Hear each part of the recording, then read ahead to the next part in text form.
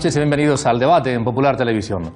Los debates políticos, lejos de relajarse una vez que ya se han celebrado elecciones, tanto autonómicas como nacionales, sin embargo, se están intensificando, tanto aquí en la región de Murcia como a nivel nacional. Y en gran medida esos debates políticos tienen que ver mucho con la economía. Se hacen muchos anuncios sobre si se va a hacer esto, si se va a recortar de un sitio, si se va a impulsar tal sector. Es decir, que tendrían incidencia sobre la economía de nuestro país en general y la de la región de Murcia también en concreto.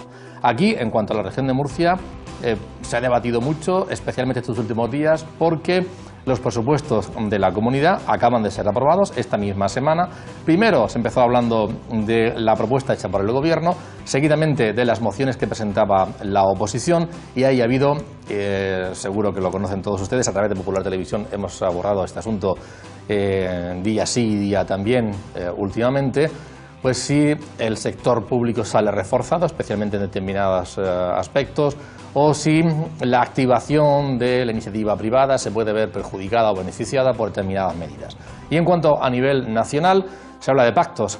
Realmente hay dos posibles tendencias o posibles pactos encima de la mesa, y cada uno de ellos supondría un modelo económico con consecuencias sobre el empleo o sobre el desarrollo económico de nuestro país. Bien, queremos hablar de eso esta noche y en lugar de invitar a políticos, lo hemos hecho en semanas anteriores, lo que hemos querido ha sido invitar a personas del mundo, a profesionales del mundo de la economía y de la empresa, que además de estar trabajando en ellas, también han decidido implicarse en asociaciones diversas de nuestra región, la región de Murcia, para analizar el momento económico, ver propuestas, ver qué sería positivo y reivindicarlo ante quienes gobiernan o ejercen la oposición.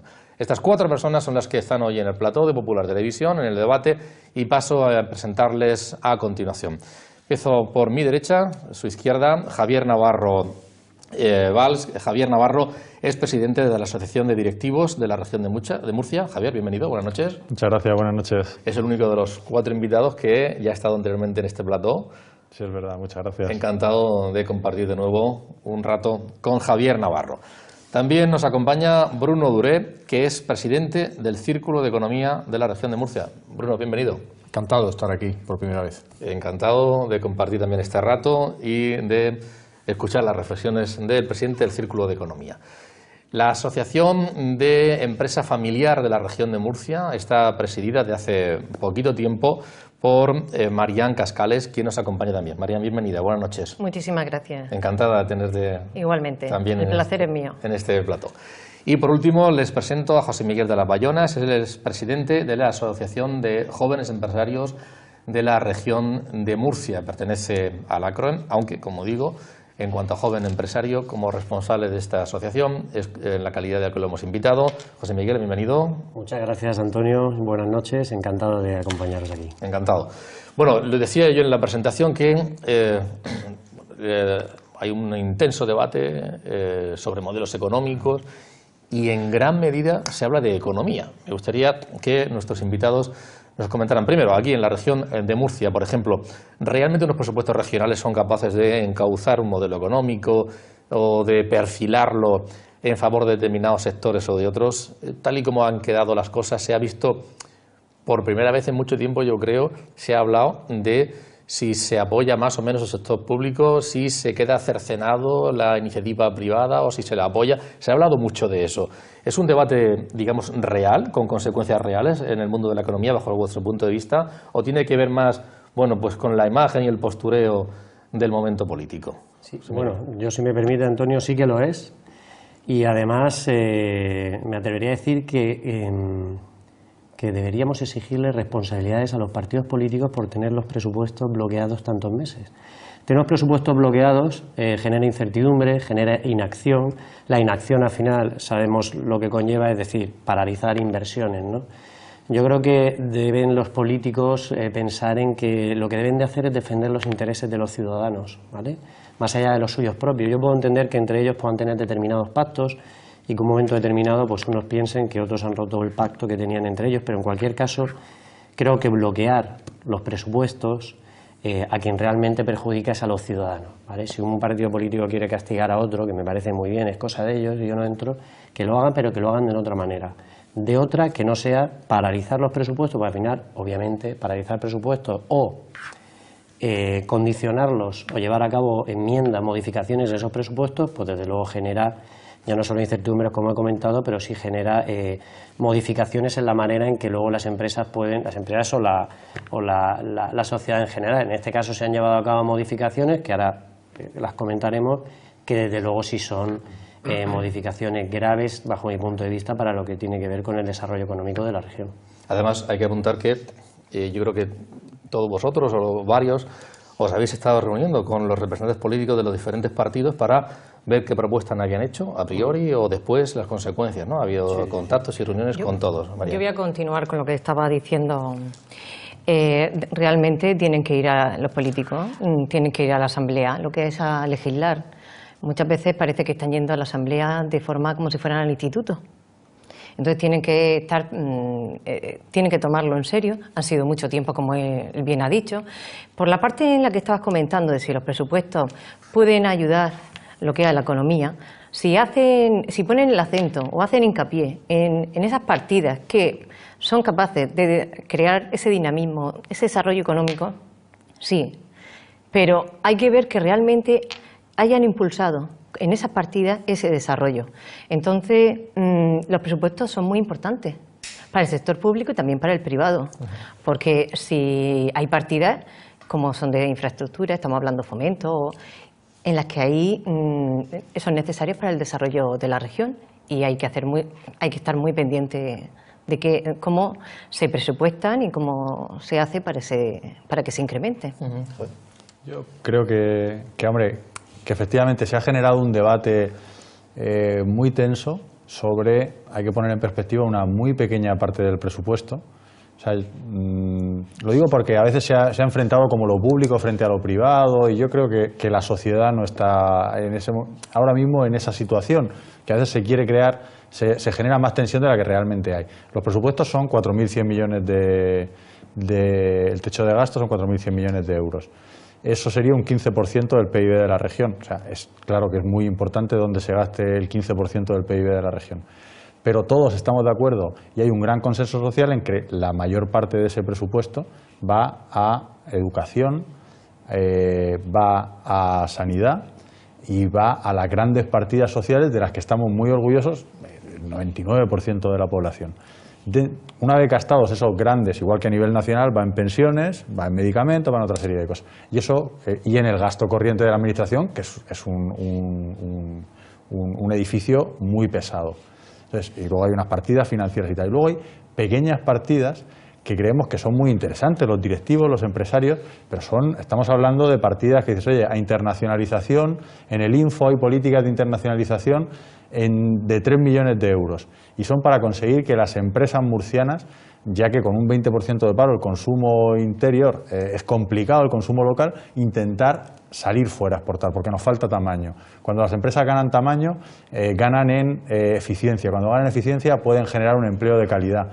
Y son partidas, sobre 4.100 millones estamos hablando, o los centros tecnológicos para generar algo de I+D, porque las empresas en Murcia es un tejido empresarial pequeño y nos cuesta, y la verdad es que es interesante que se asocien para generar I+D. Y estamos hablando de partidas, pues no lo sé, los centros tecnológicos tenían 2,3 millones de euros y ahora pasan a 1. Estamos hablando de cifras pequeñas, pero que creemos que pueden dar un impulso, que son políticas activas para generar un empleo de calidad, para generar una sostenibilidad, pero hay que ponerlo en perspectiva porque parece que es o lo público o lo privado. No, si todos estamos de acuerdo, yo creo que hay un consenso social importantísimo en gastar una parte tan importante como el 15% del PIB murciano, en su inmensa mayoría, en los grandes progresos sociales que tenemos en ese colchón, que es la sanidad universal y la educación universal.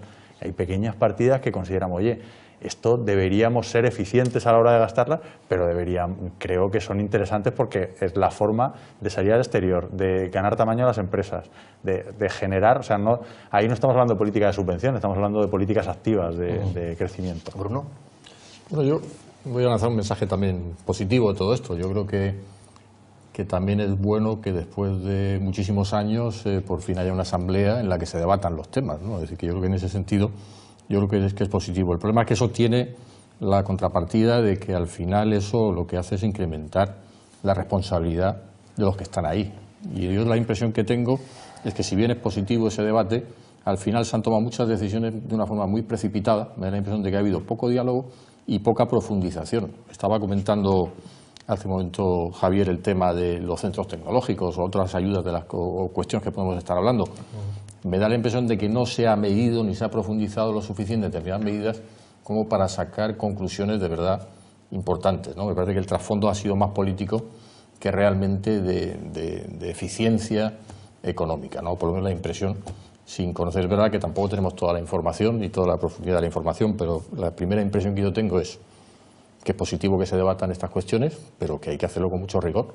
Y me da la impresión de que no ha sido el caso en todos los temas. Me ha dado la impresión también, yo creo, como ciudadano, como de que cada uno quería hacer ver que esto parcela la defiendo yo y es la mía, y la gente de determinados colectivos que se sienten identificados conmigo.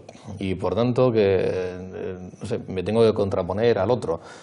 Y ha dado esa impresión, no sé si... Sí, bueno, de hecho, un representante de un partido llegó a admitir que a él le daba igual el déficit siempre que se aplicara en determinadas medidas que para él son las idóneas, que me parece muy bien, pero lo que no se puede hacer en ningún caso es castigar a la empresa, porque la empresa es la que genera el desarrollo económico.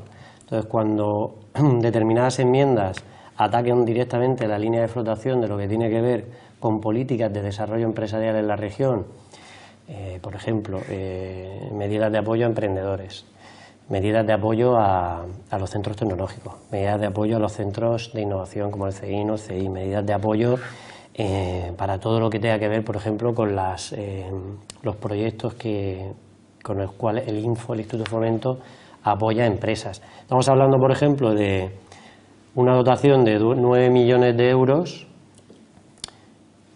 que se ha visto reducida, ha sido canalizada hacia otras partidas. Supongo que no han hecho yo entiendo que sí han hecho ese diálogo, pero que cada uno lo que quería era vender lo suyo, y que realmente cuando uno toca esas partidas, pues probablemente a lo mejor esos 9 millones de euros canalizados de ayuda a las empresas y a los emprendedores, que son los que van a generar negocio, de ese negocio se van a sacar impuestos, de con ese impuesto se van a pagar otras cosas. Cuando tú cortas eso, cortas esos 9 millones, pero cortas todos los impuestos que generarían esos 9 millones, ¿vale? Pero cuando cortas eso aparte, lo que está frenando es esa inversión a lo mejor de 25 millones de euros que harían empresas que tuvieran esas ayudas, y estás castigando a lo mejor a unas 3.500 empresas que van a ser las susceptibles de recibir, no ayudas, no hablamos solo de ayudas, sino que hablamos de determinados apoyos a la inversión. Es decir, aquí no hablamos, yo no creo en las subvenciones creo que es un modelo totalmente muerto para mí, o sea, no tiene sentido, pero sí hablamos de apoyar a las empresas para que en un determinado momento puedan crecer. No se puede castigar a la línea de flotación del desarrollo económico llevando a cabo enmiendas que perjudiquen a la empresa, porque al final lo que estás haciendo es, por un lado dices, efectivamente no me importa el déficit, claro que no te importa el déficit, por eso castigas a la empresa privada, que es la que genera impuestos, y al final ¿qué vas a hacer? Vas a generar menos impuestos y luego no vas a tener recursos para poder pagar esa educación y esa sanidad. Es que es bastante sencillo de entender. Pasa que hay algunos que no les interesa que la gente lo entienda, ¿no? En cualquier caso, estamos en un momento en el que se habla mucho de que es momento de atender a las familias más necesitadas, a las clases medias más desfavorecidas, y que por tanto hay que hacer un giro y hay que tomar medidas en ese ámbito, de que cuando se habla, por ejemplo, el mundo de la economía, entre economistas, se habla muy en la distancia, muy de manera fría, muy de datos grandes, y se olvidan de personas afectadas que lo están pasando mal, y hay que tomar medidas en ese ámbito. Marian. Sí, aquí se ha hablado de educación y creo que es muy importante. La educación para nuestras regiones es que es el futuro nuestro, ¿no? Es la base de nuestro futuro, y todo lo que se haga en esa línea, cualquier medida que se tome, que sea para favorecer a las familias en plan de educación, nosotros estamos de acuerdo. Mi opinión es a favor, pero siempre que no vaya en perjuicio de familias que hayan optado. Voy a entrar en lo que es la educación concertada, que se ha visto ahora en los presupuestos, que no vaya a afectarle a familias que lleven a sus hijos a la educación concertada. Entonces, esa libertad de elección, hay que ir hacia a una educación con calidad. Al final va a ser lo que también la educación va a ir cambiando un poco nuestro sistema productivo, que sea más eficiente, más inteligente, con formación. Y eso al final son todos estos niños que ahora mismo están formándose en nuestras escuelas, públicas y privadas. Van a ser el futuro de la región. Entonces, justamente en esa partida es donde no se puede reducir. Al revés, si dicen no se ha reducido, se ha aumentado, sí, pero es que cualquier impulso es pequeño. Es decir, esa partida es muy importante y lo tenemos que pensar porque es el futuro de nuestra región. El tema un poco de las políticas sociales, la verdad es que es un tema muy delicado, porque al final hablar en contra de las políticas sociales, pues la verdad es que no es sencillo y creo que no se debe hacer. Pero yo creo que la mejor política social es la de creación de empleo y que la gente tenga un trabajo. Entonces, al final, si directamente lo que hacemos es exclusivamente o llevar dinero de creación de empleo excesivamente hacia puramente políticas de apoyo a los más desfavorecidos, al final, si no creamos empleo, si las empresas no crean empleo, esa bolsa cada vez se va a hacer más grande. Y además tenemos ejemplos en unos cuantos países. Por lo tanto, al final, en mi opinión, si bien eso hay que hacerlo, mantenerlo, cuidarlo, no hay que olvidar que el futuro y el bienestar pasa porque haya más empresas, mejores empresas, puestos de trabajo, buenos puestos de trabajo y se reduzca el paro. Esa es la mejor política social que puede haber, ¿no? Entonces, al final, las políticas finalistas o exclusivamente finalistas a resolver los problemas de los más desfavorecidos, si no pasa al mismo tiempo por un apoyo claro a la creación de empleo, pues yo creo que al final, a la larga, salimos todos perdiendo. Sí, No, perdona, Javier. Sí. No, simplemente que yo creo que por eso trataba un poco de ponerlo en perspectiva. 4.100 millones y estamos hablando de una bajada de 750.000 euros en una partida de fomento al turismo, que la mayor parte de los presupuestos van a políticas sociales y en eso estamos de acuerdo, pero creemos que no se sigan reduciendo hasta la mínima expresión el apoyo a empresas que lo que van a hacer es generar empleo, generar riqueza, generar impuestos que permiten redistribuir luego de una forma mayor. O sea, yo recuerdo en lo más duro de la crisis, cuando a veces hablabas con los políticos, decían, mira, la supervivencia del país pasa porque volvamos hacia los 19-20 millones de trabajadores. Si seguimos en 16 o en 15, esto no lo aguanta. O sea, el país no se sostiene. La política social, no vamos a poder pagar la sanidad, la educación, los medicamentos y las pensiones. Entonces, tener algo de dinero para políticas activas sectoriales, o sea, generar turismo en la región de Murcia, va a generar más riqueza, va a generar más empleos que a veces esa mínima cantidad, porque hablamos de cantidades muy pequeñas comparadas con el presupuesto total, en un tema finalista. Yo creo que hay que ponderar y no meter siempre esa ayuda finalista porque lo podría consumir todo. Y si seríamos capaces de consumirlo todo, pero no generaríamos, yo creo que hay que utilizar determinadas cantidades simplemente para generar más riqueza, para generar más puestos de trabajo, para generar una educación de calidad, para generar una educación superior como tenemos aquí, y eso no es detraer cantidades para pagar la electricidad de alguien. Yo creo que eso también llega a ser un poco demagógico. Sí, yo quería comentar un poco en línea con eso, que al final las políticas sociales obviamente son, no sé si son necesarias, son obligatorias, ayudar a la gente que lo necesita. Pero obviamente también hay que fomentar el empleo, la creación de empresas, no solo la creación, la viabilidad de esas empresas, destinar recursos a que esas empresas sean viables, no mediante subvención, enseñando a la gente a gestionar esas empresas.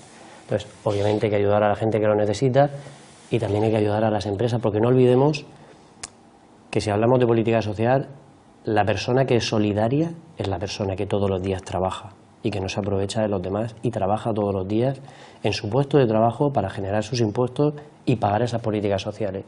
Desde luego, los que no son solidarios son los que a lo mejor no hacen lo que deberían de hacer como ciudadanos, ¿vale? Y yo creo que eso es fundamental y aparentemente pues la gente no se da cuenta. Es que el solidario es una persona que todos los días se esfuerza por salir adelante y trabajar.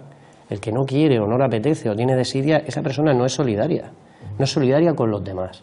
Entonces hay que ayudar a la gente que no tiene a lo mejor esa capacidad ni siquiera de ponerse en marcha. Esa gente es a la que hay que ayudar, pero también hay que saber quiénes son los que están ahí que no hacen nada porque no quieren, ¿no? Eso no hay que ayudarlo, ni mucho menos. Bruno comentaba hace un momento, José Miguel, que se ha llegado a decir que se incrementen las partidas e incluso las cuentas públicas y el déficit público porque no pasa nada ante una necesidad y porque hay que atenderla. Y cuando hay que atenderla no se puede parar una barrera del déficit público.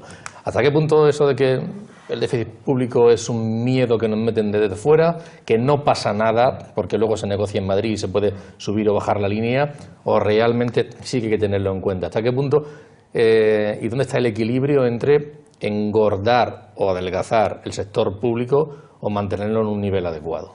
Yo creo que además tenemos un problema con respecto a esto, que no dependemos solo ni de Murcia ni de Madrid, sino de Bruselas. Y hay continuos informes y análisis de lo que está pasando, no solo en cada país, sino en cada región. Y Murcia ahora mismo está a la cola en cuanto a comportamiento del déficit público. Ayer mismo salía en prensa que estamos 3 veces por encima del déficit que tenemos que tener a final de año en el último dato del mes de noviembre. Por lo tanto, encima yo he sobremojado, es decir, encima lo que estamos en una situación donde lo que tenemos que hacer es reducir ese déficit. Y si encima lo incrementamos, al final, ¿en qué consiste esto? Al final los países y las regiones se endeudan en los mercados para cubrir esos déficits. A medida que tú no vas cumpliendo, los mercados o los inversores o los prestamistas desconfían cada vez más en ese país o en esa región y tienden a prestarle menos dinero. Y eso hace tener dificultades para acudir a conseguir esos fondos para cubrir ese déficit, pero encima lo que hace es encarecer los intereses.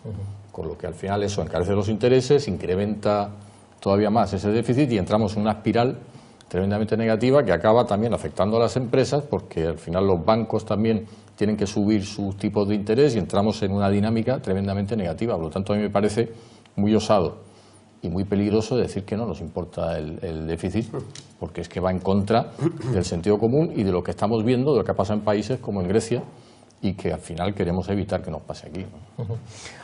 Yo voy a apuntar a lo que estaba comentando Bruno, que bueno, voy a poner la visión un poco de empresa, ¿no? Al final es lo mismo. Si una empresa está endeudada y está con un déficit muy grande, quizás, claro, si va a pensar en una inversión en la que tienes que aumentar lo que son esas cuentas que están deficitarias, pero estás pensando en una inversión que te va a suponer después un ingreso, pues lo tienes que hacer, ¿no?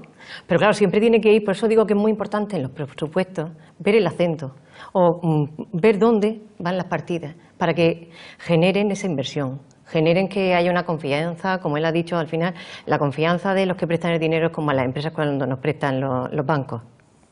Y si tu déficit está mal, pero estás haciendo el dinero, o lo que son, estás llevándolo a partidas que no te van a generar nada, sino que al final te lastran más, eso claro, no es, pero sí es necesario muchas veces aumentar partidas, aunque no tengas, pero porque va a tener un crecimiento o va a generar una inversión. En ese sentido sí, estaría de acuerdo. Murcia lo necesita, Murcia necesita muchísimas inversiones, necesita el AVE. Tenemos un agravio comparativo muy grande con el AVE, con la financiación, entonces ahí hay que entrar. El aeropuerto a lo mejor no tenía que haber sido, pero una vez que ha sido, tiene que abrirse. Ahora, no de cualquier manera. Lo primero es como en una empresa, con un plan, con una viabilidad, con un plan comercial, porque si no tampoco, no va a decir, bueno, abro y aquí, si ahora no es rentable, cuando abra y no tiene un plan, es peor todavía. Pero quiero decirte que hay un déficit, pero tenemos que actuar con políticas estructurales para que eso vaya disminuyendo y es atrayendo la inversión y es haciendo que Murcia sea atractiva, o sea, para los inversores la perciban como un sector atractivo.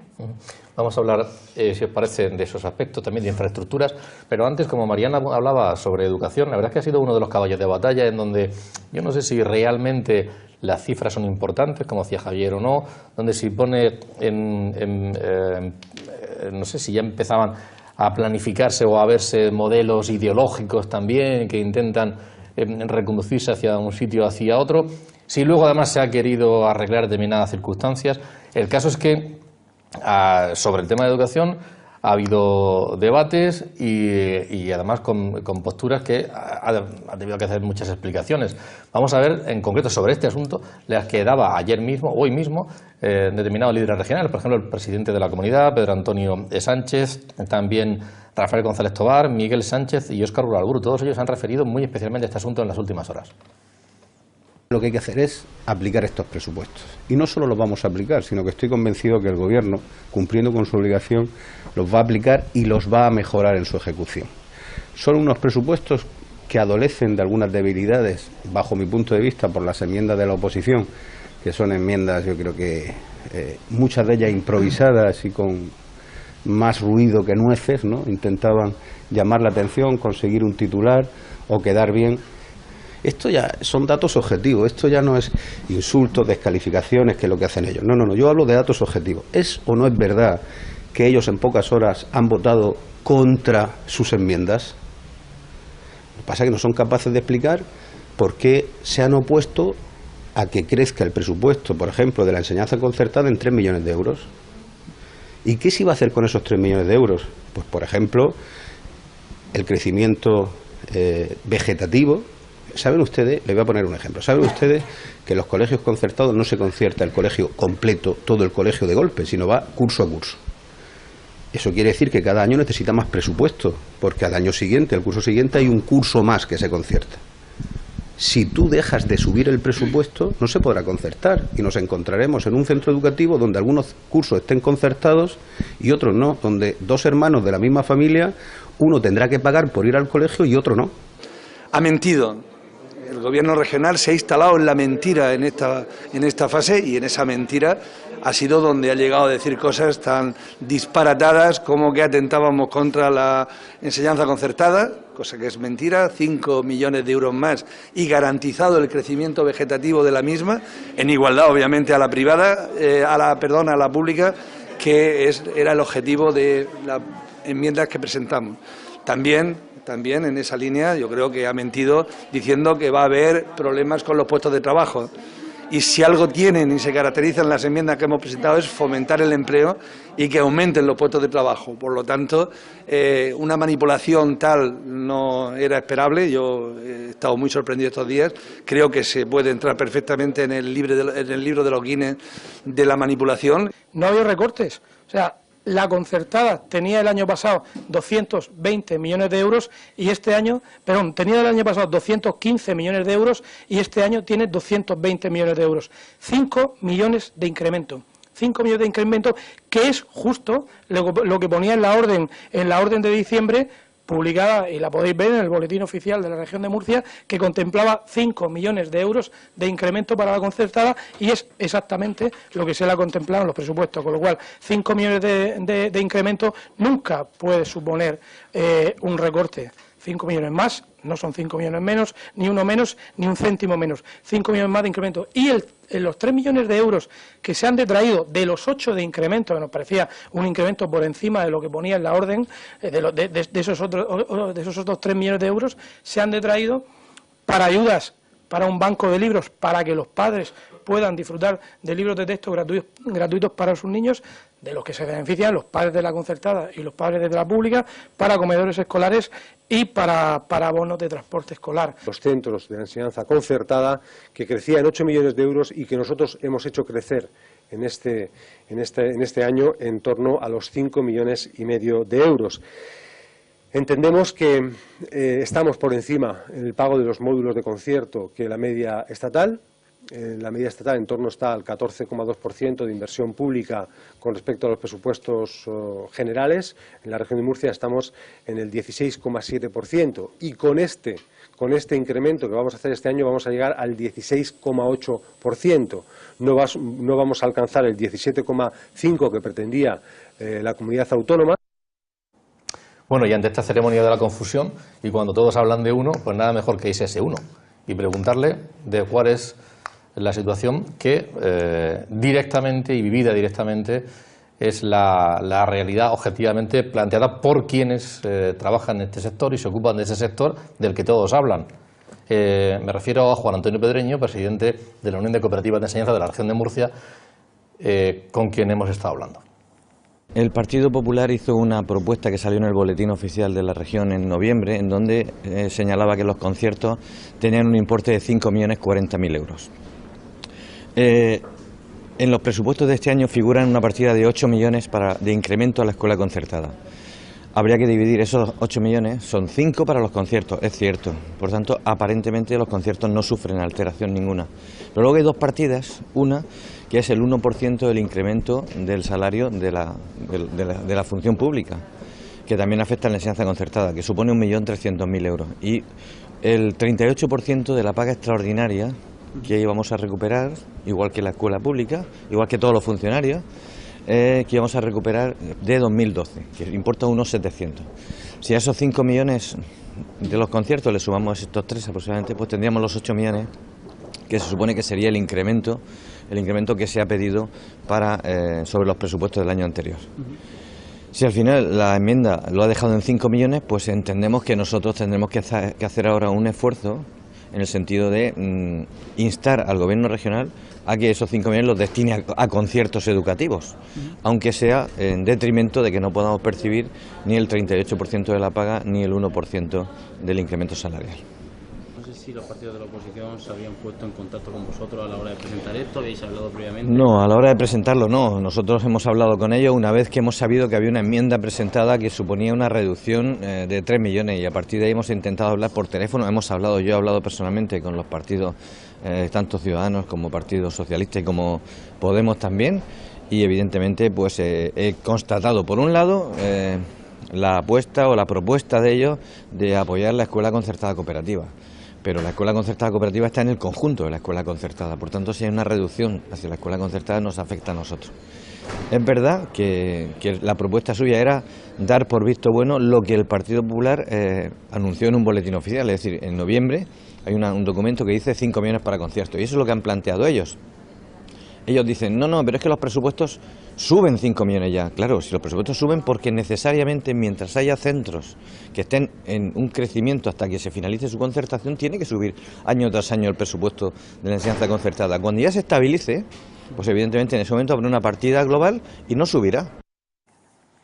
¿Estamos hablando de matemáticas o no solo de matemáticas?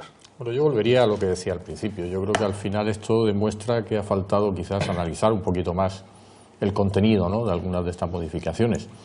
Yo tengo cierta proximidad al mundo cooperativo, formo parte del Consejo Rector de UCOMUR, que no es quien rige la parte de enseñanza, pero sí estamos muy cerca, porque además coincidimos en el presidente, que es Juan Antonio Pedreño, y yo creo que él lo ha explicado muy bien. Ayer tuve la oportunidad de hablar con gente de la Asociación de Cooperativas de Educación, y lo que me decían es decir, oye, pues nosotros lo que vamos a hacer es, si no queda más remedio, tenemos que renunciar los profesores a estas mejoras para no perjudicar el concierto y que los colegios puedan seguir funcionando. Ahí se genera también un agravio comparativo con respecto a la educación pública, ¿no? Entonces no me parece tampoco justo. Entonces yo creo que forma parte un poco lo mismo. Yo creo que malos entendidos por falta probablemente de analizar con más profundidad.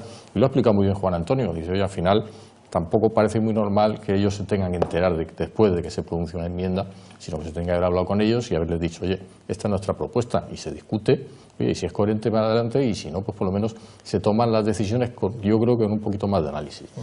Yo creo que es importante también poner en la mesa unos datos, ¿no? Y es que la educación concertada al Estado le supone un ahorro de 6.000 millones, que más de 2 millones de familias llevan a su hijo a la educación concertada. Y que cada alumno de la educación concertada le cuesta la mitad que uno de la pública. Entonces, si esos datos se tuvieran en cuenta y se analizaran en profundidad, de que al final es que es un ahorro para lo que dan y luego se está dando una educación de calidad, que era lo que estaba comentando al principio. Pero bueno, también hay que ver que se está intentando instaurar, por lo menos en lo que yo percibo, un régimen de lo público, en destrucción de lo privado. Y yo creo que eso es un error, o por lo menos no sé lo que opinará el resto de mis compañeros de mesa, pero creo que es un error. Sí, bueno, yo creo que la educación hay que intentar sacarla del debate ideológico, que además no creo que entre en los sistemas tradicionales de derecha o izquierda. Yo creo que es una decisión que los padres toman en la mejor de las intenciones de buscar lo mejor para sus hijos. Yo creo que todos en la mesa, o muchos de nosotros, yo en particular, he estado en educación concertada y he estado en educación pública, y te sientes también en una como en otra. O sea, habría que intentar sacar del debate ideológico y a veces se quiere meter, ¿no? Y bueno, lo que tú decías, yo creo que ha faltado más profundidad en el análisis, porque a veces no sé si se mira las consecuencias que puede tener meter un debate ideológico donde no debería haberlo, o sea, donde yo creo que los padres somos lo suficientemente adultos, todos, para tomar una decisión que esperamos que sea la mejor para nuestros hijos, y que al final vas a encontrar una buena educación en la pública y en la privada, que efectivamente la enseñanza privada es eficiente. Bueno, pues porque tiene menos recursos. La fuerza ahorca. Al final es verdad que la enseñanza, hoy en día, la enseñanza privada tiene menos recursos que la pública, y para determinados problemas yo creo que vas a encontrar unos recursos específicos, como puede ser logopedas o psicólogos o tal. Puedes encontrarlo una enseñanza pública ahora mismo más completa que la privada, porque tiene esos recursos, a veces no llega, y tienen que ser las asociaciones de padres y de alumnos los que intenten poner ese pequeño extra para intentar, o sea, que no es que haya una enseñanza pública de no calidad, hay una enseñanza pública que tiene un precio, que es de calidad, y hay una enseñanza concertada que trata de hacerlo bien, que tiene en todos los ratios, sale también como una enseñanza de calidad, y que los padres lo que tienen que tener es una libertad de elección sin entrar en ningún tipo de debate ideológico, que no tiene sentido. Aparte, que esa libertad de elección, hay que no olvidar que viene de los años 80, y que justamente lo que es la concertabilidad viene de la mano del PSOE. Eso es que es un debate irreal. Ya, pero por eso te digo que es que parece que se le ha olvidado. Entonces ahora, veintitantos años después, no habría sé que sacarla del foco. Pues, Miguel, ¿estamos hablando de matemáticas nada más o no? ¿O va más allá? Yo particularmente... Y no solamente quiero decir educación, vamos a abrir un poquito al respecto también otras cuestiones que se han planteado durante estos días. En el tema, sobre todo, un poco por terminar esa parte del debate, ya que han hablado de educación mis compañeros, yo he ido a colegios públicos, he ido a institutos públicos, estoy, creo que, suficientemente bien formado, porque la educación pública me ha provisto de esa buena formación. Es cierto que, como dice Javier, que parece que es que hay gente que la asocia la ideología política, o parece, hay veces, con la educación pública o privada. También conozco muchísima gente de izquierda que lleva a su hijo a colegios privados y viceversa. Creo que el apunte de Marian en relación a que la educación concertada efectivamente al Estado le conviene, porque hay unos ahorros muy importantes. Al final la educación pública tiene unos costes, y cuando uno lleva a sus hijos a educación concertada, parte de los costes lo financia uno mismo, ¿no? Con lo cual, yo lo que creo es que cada cual que lleve a su hijo donde quiera. Creo que la coherencia en los presupuestos, lo relativo a la educación concertada, y como ha comentado muy bien Bruno, está llevando a cabo el hecho de que no se aprueben los 8 millones, está llevando a cabo a que los profesores de la concertada puedan a lo mejor no ver esa subida salarial, y los de la pública sí. Y yo entiendo que los partidos que han votado o han generado esa enmienda lo han hecho porque a la gente no le cuentan todo, y a lo mejor suena mejor decir eso cuando la realidad es que estás perjudicando también a profesores, ¿no? Es curioso porque algunos de ellos además sacan esas enmiendas y luego votan en contra de los presupuestos, ¿no? O sea que es un poco curioso el asunto, pero vamos. Yo creo que cada uno debe llevar a su hijo donde quiera, y lo que hay que hacer es defender las dos posturas dentro de la normalidad de los gastos del Estado, etcétera. Así que tratemos que todo sea viable dentro de lo normal. Javier, vamos a hablar de infraestructuras. Ahora este gobierno regional, en cualquier caso, ya no el legislativo, el ejecutivo tiene que seguir peleando infraestructuras en Madrid ante el gobierno que salga, ya veremos cuál sale, ¿no? Hablaba antes de Marián del aeropuerto, del AVE, también el corredor mediterráneo. Bueno, y la financiación la financiación autonómica, ¿no? Sobre esos 4 puntos, muy por encima, no nos da tiempo, la verdad es que cada cosa da para un debate, pero ¿sobre qué habría que presionar especialmente en Madrid? Bueno, la verdad es que son 4 caballos de batalla, llevamos muchos años con ellos. Sería bueno que se fueran eliminando. Yo creo que la financiación autonómica, tenemos un problema doble. De cara a futuro, sigue siendo tremendamente injusta con Murcia, y lo ha sacado cualquier informe, no solo que se haya organizado desde Murcia, sino informes de universidades que han intentado hacer un estudio pormenorizado, porque no solo hay que hacerlo por habitante, es verdad que en Castilla y León dirán, bueno, hay que hacerlo también por territorio, porque es más la dispersión es cara, pero sí que cualquier informe más ponderado sigue diciendo que tenemos durante muchos años, hemos tenido un déficit. Entonces, de cara a futuro tenemos un problema, hay que cambiarlo, pero es que también tenemos 7.000 millones de euros, 7.600 de deuda, que son casi el 200% del PIB murciano, de los presupuestos murcianos. Entonces, estamos hablando de unas cifras que nos va a costar mucho reducir. Yo sé que es difícil decirlo, pero en algún momento habrá que hablar con el resto del Estado y decir, oye, si hemos pasado 10 años en el que reconocemos que ha habido un déficit de financiación, es que yo no soy capaz ahora de esa deuda ir reduciéndola, y los intereses ahora mismo están baratos, pero podrían no estarlo. O sea, el Fondo de Liquidez Autonómica, yo recuerdo que era cuando decían, no, está muy bien porque se paga interés cero. Y bueno, sí, pero hay que devolverlo. Esto no son transferencias como los presupuestos. Será interés cero, pero esto, los presupuestos, tenemos 4.000 millones, lo gastamos y no los debemos. El Fondo de Liquidez Autonómica va a la deuda. O sea, si te dan 500 millones de Fondo de Liquidez Autonómica, son 500 millones que interés cero, pero que hay que devolver en algún momento, ¿no? Entonces, yo creo que ahí tenemos un problema muy grave.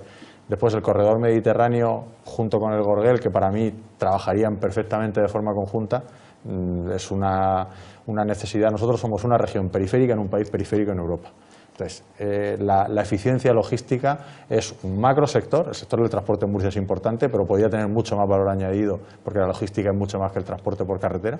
Entonces, ahí ser como mínimo tan competitivos o no, mucho menos competitivos como nuestros competidores directos, como puede ser Comunidad Valenciana, que tiene garantizado el corredor mediterráneo, tiene mucho peso Almusafes y la FOR en Valencia, y ese sector, ese clúster de automoción que tienen allí, que es interesantísimo y muy positivo para España. Nosotros debemos también ser exigentes y decir, oye, necesitamos un sector turístico fuerte y un sector exportador fuerte, porque es la única forma de crecer y de entonces empezar a generar, cuando baje el paro, generaremos consumo interno. Pero necesitamos eficiencia, transporte, o sea, mercado exterior y turismo que trae divisas. Bueno, yo iba a decir que para mí ya el 2016 sería un enorme éxito si tuviéramos el AVE y el aeropuerto abierto. Yo creo que ya con eso me daba yo por satisfecho. La suba en Madrid, ¿eh? Exactamente. No, y yo creo que está ahí, es decir, yo creo que hay posibilidades.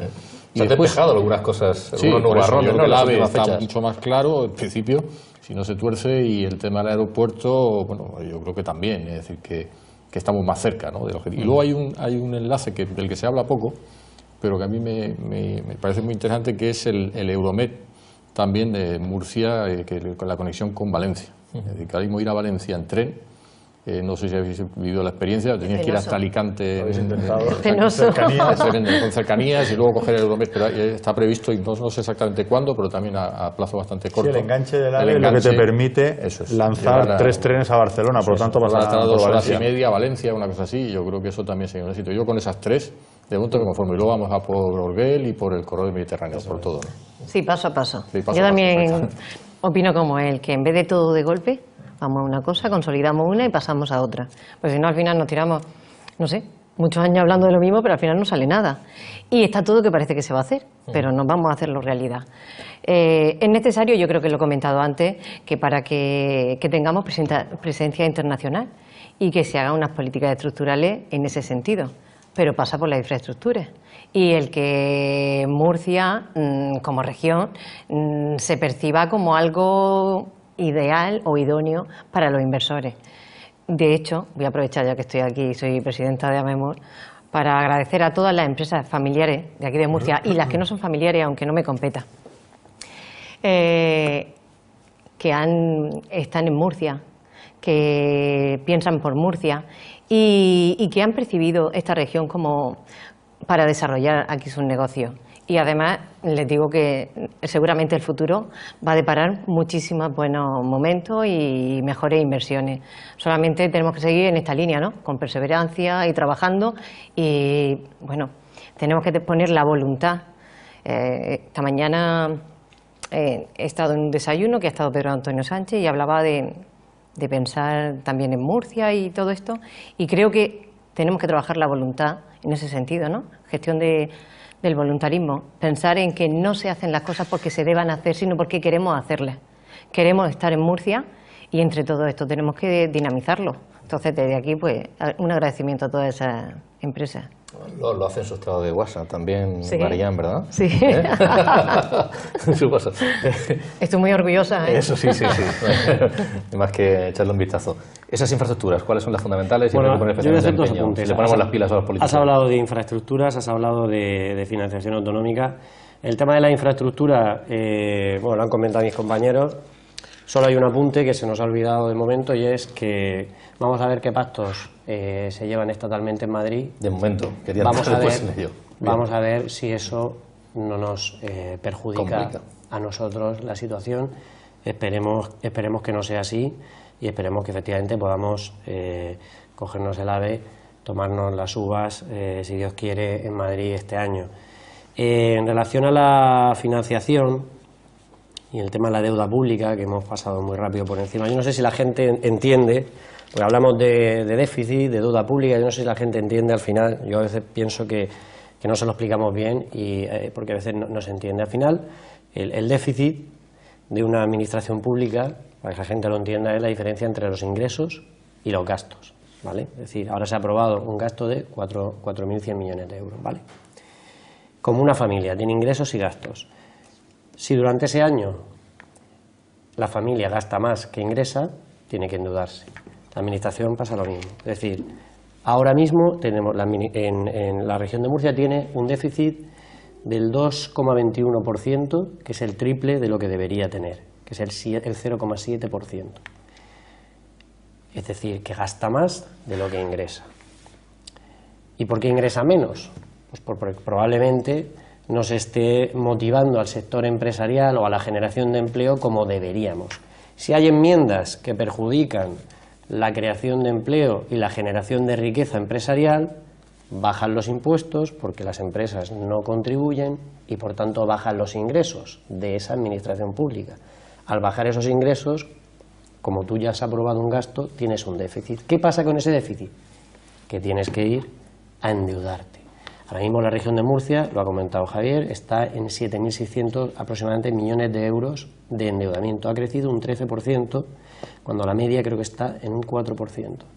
Es decir, vamos a ver, ¿cómo podemos cambiar esto? Es decir, También hay dos recetas más que se dicen con frecuencia. Tomar medidas que afloren la economía sumergida y poner mayores impuestos a las economías más bollantes, algunas de las cuales este año han crecido bastante más en la región de Murcia respecto a años anteriores. Son dos recetas que se han puesto encima de la mesa. Sí, pero poner más impuestos a economías bollantes, ¿qué significa? O sea, ¿castigar al que trabaja más? Es que, claro, eso es delicado. Yo lo que creo es que lo que hay que hacer es ayudar a cualquier persona a que lleve a cabo su empresa, por pequeña que sea, a los autónomos, a que la gente pueda tener trabajo, apoyar la economía para que de esa gran masa se generen impuestos y con esos impuestos pagar todo lo demás. Pero claro, si tú castigas la economía, no generas impuestos, obviamente no generas ingresos y hay déficit todos los años y tienes que ir a endeudarte. Además no es incompatible. Yo creo que efectivamente todo lo que se puede hacer por luchar contra la economía sumergida y contra también el mercado laboral sumergido, que es un fraude para las empresas y los trabajadores al final no tienen los derechos que deberían tener y las empresas que defraudan son más competitivas que las que hacen frente a sus impuestos, por lo tanto también es un fraude desde el punto de vista de las empresas. Todo lo que se haga es bueno y siempre se hace poco, pero eso no es óbice para mantener unas cuentas que sean sostenibles. Claro. ¿El objetivo cuál es? El objetivo es, para que no siga aumentando la deuda, que un año tengamos superávit, por ejemplo. Entonces, ¿cómo conseguimos eso? No bajando los gastos, no bajando el gasto en políticas sociales, no, eso lo mantenemos. Conseguimos aumentando los ingresos. Y para aumentar los ingresos, ¿qué hay que hacer? Apoyar a los trabajadores, a los autónomos, a los empresarios, para que generen puestos de trabajo, que todo el mundo tenga trabajo y todo el mundo genere impuestos de su trabajo y por eso generemos más ingresos. O sea, es que es muy sencillo y parece que la gente, lo que no le interesa, no quieren explicarlo a las personas. El país es sostenible con 20 millones de trabajadores. Luego hay otra cuestión que se comenta, pero tampoco se ha profundizado mucho, que es el tema del sistema de financiación autonómica. Yo recomiendo un libro que he estado leyendo estos días de Borrell, el antiguo ministro Borrell, que se llama Cuentas y cuentos de la independencia catalana, que aparte de desmontar un poco todos esos mitos que hay sobre el perjuicio que ha habido en Cataluña, hace un análisis un poco de los repartos de financiación entre regiones y al final acaba diciendo, la verdad es que todavía nadie sabe cómo se ha montado este sistema, ni qué lógica, racionalidad tiene. Pero al final una región como Cantabria, que puede tener unos parámetros similares a Murcia, está muchísimo mejor financiada, sin que haya tampoco unas razones. Por lo tanto, entre el problema de gestión nuestro y que además estamos mal financiados, pero el problema de eso es que es muy difícil de resolver, porque al final, ¿cómo le quitas a los que les has dado de más? Eso se van a agarrar ahí al tema, ¿no? Pero eso es uno de los debates pendientes que hay.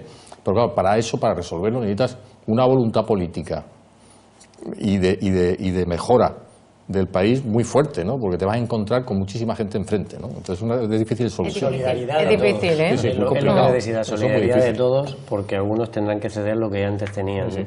Una última cuestión Sí, pero sobre... eso es como en una empresa... O como el agua, Y que todos no son iguales. Sí, Y que todos no son iguales y le dice que tienen que pensar en los demás, ¿eh? Es muy complicado. Una última cuestión, a nivel de política nacional también, que enlazaba con el tema de las infraestructuras, y es que hay encima de la mesa negociaciones, pactos, bueno, no sé hasta qué punto los hay o los deja de haber, pero bueno, se está hablando mucho de esto durante estos días, la segunda ronda del Rey, veremos a ver en qué termina y demás.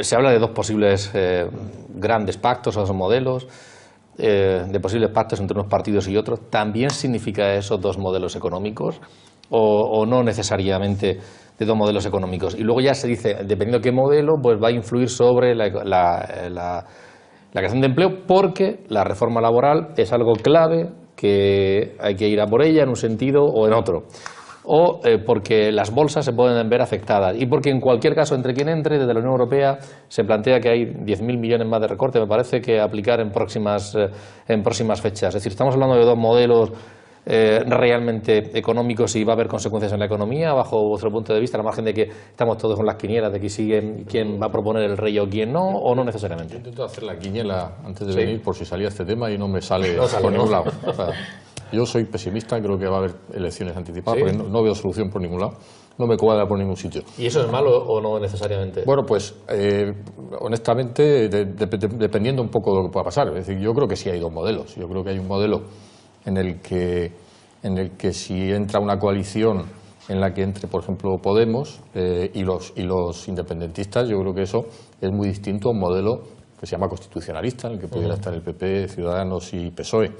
Yo creo que cambia totalmente el futuro, ¿no? Y yo creo que ese modelo, pues a medio plazo sería muy perjudicial, ¿no? Es decir, el modelo en el que al final se quiera primar, aunque no se quiera por el peso de parte del equipo que hay ahí, sobre el estatalismo o la economía pública frente a la privada, yo creo que eso tendría repercusiones, como comentaba, de todo tipo, a nivel internacional, nacional, de eficiencia y tal. Por lo tanto, aunque unas nuevas elecciones creo que también tienen un desgaste y un coste muy importante, yo creo que hay que ser sensatos y ahora mismo España tiene que manejarse en el ámbito europeo en el que está. No podemos ir a otro modelo que no sea el que tenemos o similar. Vayan, ¿qué opinas sobre este tema? Usted hacía referencia antes a ello y hablaba algo así que en lugar de la convivencia y un sistema mixto parece que la imposición o la dictadura de lo público, algo así decías tú antes. Sí, bueno, vamos a ver. ¿Hay dos modelos? Aquí es que, económicos también. Hay dos modelos. También has comentado varias cosas, reforma laboral, derogación. Las consecuencias que pueden haber. Bueno, vamos a ver. La reforma laboral creo que ahora el 10 de febrero va a hacer 4 años y empezó en el año 2012, donde también desde ese momento estamos viendo unas políticas, unas reformas un poco más estructurales en la vía del desarrollo, del crecimiento. También a eso, lo que son los datos del empleo o los del paro, no dan la razón, ¿no? 500 y pico mil, que además vienen de lo privado. 500 y pico mil puestos y vienen de la empresa privada, la mayoría. No sé si a lo mejor son 700, 800, pero la cuestión es que la derogación de la reforma tendría a lo mejor una presión a nivel, cuando se hizo la reforma laboral, fue por presiones de organismos nacionales e internacionales, OCDE, el Banco Mundial, quiero decir, diferentes, ¿no? Entonces la cuestión es que si ahora se diera otro paso hacia atrás, pues también habría una convulsión. La reforma laboral, pues sí que es verdad que a lo mejor ha dado flexibilidad, se puede mejorar como todo todo se puede mejorar. Sobre lo que estabas comentando de la situación política, la empresa, el crecimiento de España, en la vía en la que estamos, necesita estabilidad política. Entonces, yo política no soy. Entonces, desde una vista empresarial, de crecimiento y desarrollo del país, de la región y del país, de España, creo que hay que seguir en esas políticas que llevamos y los partidos que vaya, o el partido, o los pactos que se vayan a hacer, que sean con esa responsabilidad. Que tienen que dejar de lado un poco esos intereses. Muchas veces por gobernar, cambias de idea muchas veces en el mismo momento o en diferentes momentos por llegar al poder. Pero la cuestión es que yo creo que con responsabilidad, pensando en el país, pensando en las personas, pensando en el modelo que tenemos instaurado en España, que creo que si lo comparamos con otros modelos no es malo. Entonces yo creo que si seguimos pensando en que se puede llegar a un pacto con esa responsabilidad, va a ser bueno. Que hay otro modelo político que a lo mejor no va a ser diferente. No sé si va a ser peor, pero va a ser diferente. Javier, ¿crees que hay dos posibles grandes acuerdos? ¿Hay dos posibles también modelos económicos? Yo creo que ¿Qué hay... consecuencias bajo tu punto de vista podría tener para la economía? Hombre, yo creo que los acuerdos que se están poniendo encima de la mesa por parte de los medios de comunicación y un poco los tanteos que se está haciendo, yo creo que los tanteos están siendo muy lentos y tenemos claro cuáles son los dos planteamientos de posibles coaliciones, que los números salen regulares, salen bastante regulares en los dos. Pero yo creo que cuando hablamos de modelos económicos ya no estamos, podríamos hablar probablemente de un modelo económico que en representatividad es muy mayoritario. Yo creo que dentro de que hay diferencias en determinadas ideas, pero el PP, PSOE, Ciudadanos representan 250, si hay pues, esta coalición canaria, o sea, los 100 que faltan diputados, también hay algunos que yo creo que entrarían en las líneas básicas de un reformismo europeo, una socialdemocracia avanzada dentro de un capitalismo, el capitalismo europeo, que no es un capitalismo a años luz de lo que podría ser los sistemas anglosajones, incluso el americano y tal, en el que tenemos una seguridad social y un welfare state sólido. Y esa es una mayoría. Luego hay otro que es un poco más incógnita, que fundamentalmente es Podemos junto con las mareas. Bueno, las mareas tienen su propia idiosincrasia, los 40 de Podemos o 40 y tanto, hacen 69 con las mareas, que bueno, pues ahora se habla de que si el modelo es Dinamarca, pero que si echas un poco la vista atrás, no sabemos porque no tienen una experiencia política, pero si echas un poco la vista atrás de lo que han ido diciendo sus líderes políticos, pues sus modelos han ido más hacia el populismo. No sé si sería el venezolano o sería otro tipo, pero sí, hace no mucho tiempo las hemerotecas también son malas para todos, ¿no? Entonces puedes decir que haya medios privados de comunicación, puede ser, ejemplo. Eso se ha dicho no cuando era pequeño, sino hace 12 meses. O yo soy comunista. Yo no creo que en España eso sea mayoritario. Yo, de hecho, no creo que en España haya 5 millones de personas que crean que el comunismo es el sistema más beneficioso para el conjunto del país. Entonces, yo creo que como modelos, una cosa es las posibles coaliciones y otra cosa son los modelos. Los modelos hay una amplia mayoría que dentro de que busquemos un reformismo y que las instituciones se fortalezcan a través de la reforma y que no se tenga miedo y se tenga generosidad a la hora de hacer planteamientos, ponerlo encima de la mesa, pero no son paritarios. O sea, yo creo que sí, hay una amplia mayoría de consenso, a pesar de las tensiones y tal, y hay una cosa que es más, a lo mejor una parte centrífuga y otra parte que todavía no sabemos exactamente hacia dónde se mueven, si es que se mueven hacia el centro o dónde exactamente están, pero sí hemos oído cosas que nos han preocupado, ¿no? Porque esa mayoría, digamos, social no tiene por qué conllevar una mayoría en los pactos. Claro, luego ya veremos lo que ocurre, ¿no? Falta generosidad para eso. Sí, Marian. Mira, es que has comentado lo de unas nuevas elecciones. Sí, sí. Bueno, sobre las nuevas elecciones quería yo comentar que quizás no estaría mal que hubieran, porque mira, esto es como antes de sentarte a la mesa hemos votado. Ahora que ya hemos comido o estamos viendo los platos del menú, a lo mejor nuestras votaciones serían diferentes o no. Entonces también la percepción que vamos a tener es, tenemos otra visión del conjunto. Entonces a lo mejor no sería bueno una nueva elecciones. ¿Dos modelos? Dos modelos claramente. Iba a decir un modelo liberal, pero que no lo es, un modelo de centro en el cual pues hay gran parte de los ciudadanos metidos en ello, ¿no? Pues por los votantes del Partido Popular, Partido Socialista, Ciudadanos. Otro modelo totalmente distinto, un modelo totalmente, bajo mi punto de vista, desfasado. Yo entiendo que efectivamente la gente debe votar a quien quiera, obviamente, porque eso estamos en democracia, y entiendo que la corrupción, y lo estamos viendo esta semana, que es repugnante lo que ha pasado y lo que está pasando. Entiendo que la gente vote a otras alternativas que puede pensar a priori, bueno, pues más,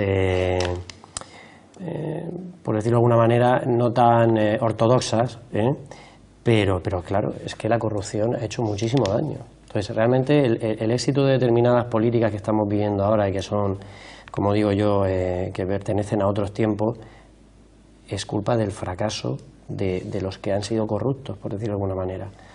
Entonces, sin embargo, la gente no debe equivocarse. Cuando uno al final vota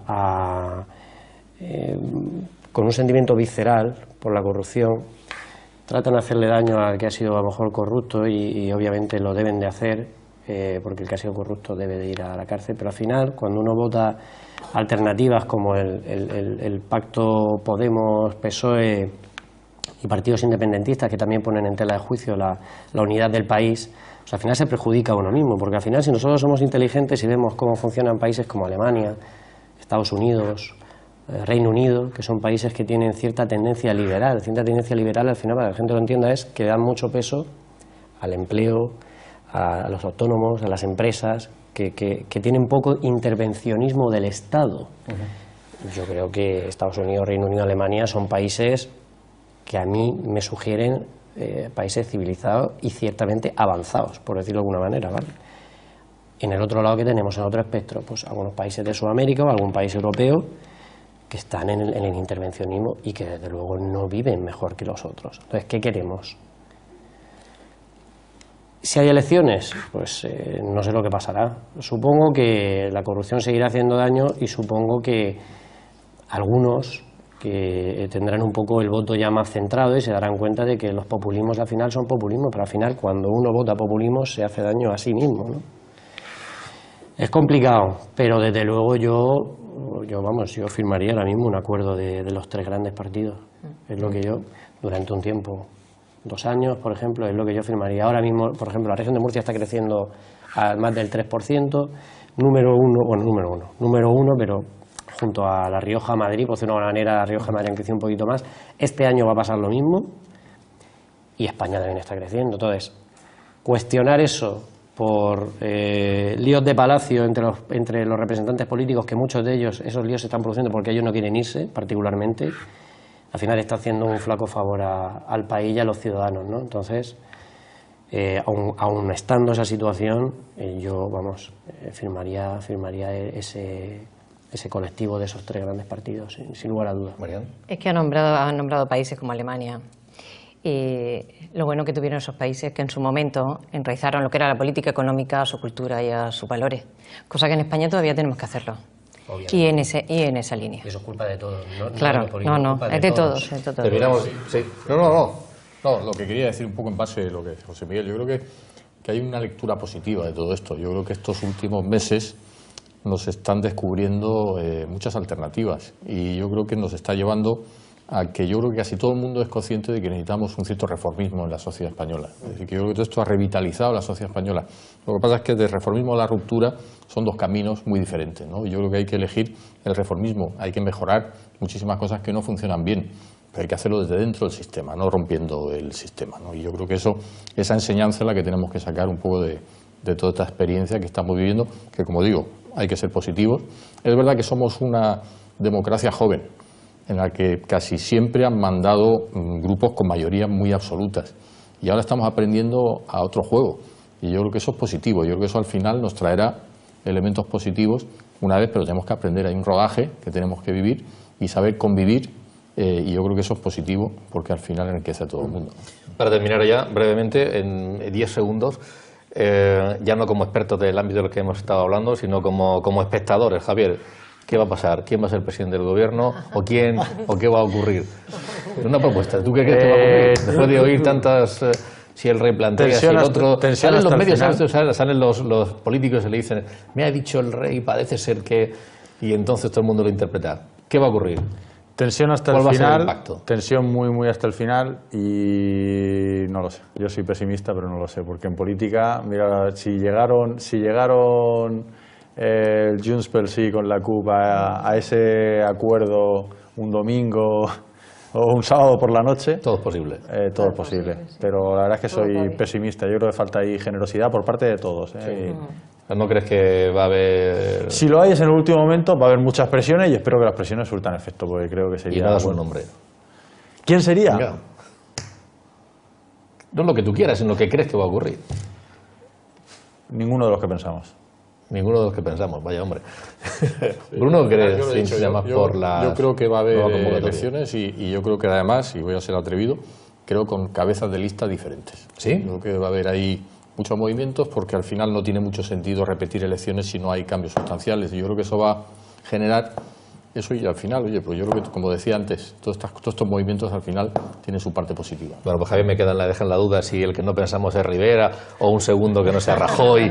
Ningún cabeza de lista. Lo sé, ningún cabeza de lista. Ningún cabeza de lista. Bien, Bruno por ahí y Marián. Pues yo confío en que haya un gran pacto con responsabilidad de los grandes partidos políticos y que seguramente pases con alguna cara diferente.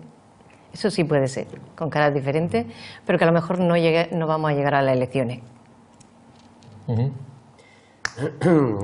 Es una buena pregunta esa. Nos piden mojarnos, desde luego. Yo no sé quién va a ganar, no lo sé, obviamente no lo sé, tampoco me lo imagino. Lo que sí que puedo decir es que creo que no va a ser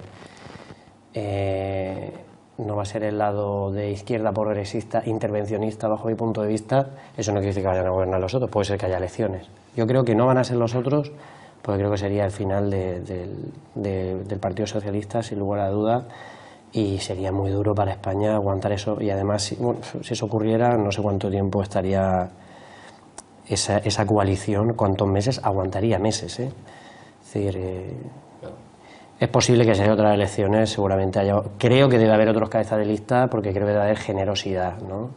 Y es que si no, es que va a ser otra vez más de lo mismo, ni más ni menos, ¿no? Bueno, pues a ver por dónde van las cosas en las próximas fechas. Muchas gracias por compartir vuestras opiniones, vuestras reflexiones, por vuestra sensatez también, que ha sido mucha la que se ha puesto encima de la mesa aquí durante este rato del debate. Gracias a Bruno Duré, a Marián Cascales, a Javier Navarro y a José Miguel de las Bayonas por haber estado esta noche con nosotros, y volveremos el próximo jueves con otro tema, otro asunto de actualidad aquí en el debate. Muchas gracias. Buenas noches.